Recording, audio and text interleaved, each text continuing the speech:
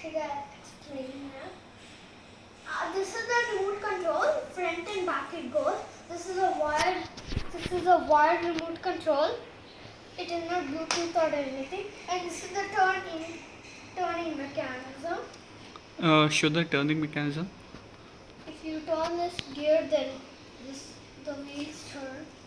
If you turn the steering wheel, nothing turns. Just the steering wheel.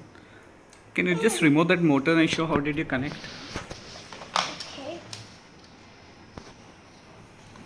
First I started by putting this here, and then if I remove both of these, then this is the perfect shape for this. You're thinking it will fit, right? It's not fitting because that is very less sticking out. It's not sticking out much.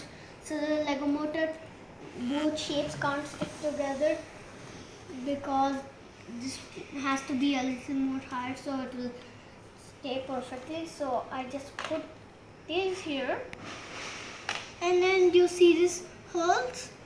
These fit perfectly in these holes, and then fit them in, and then now goes front and back.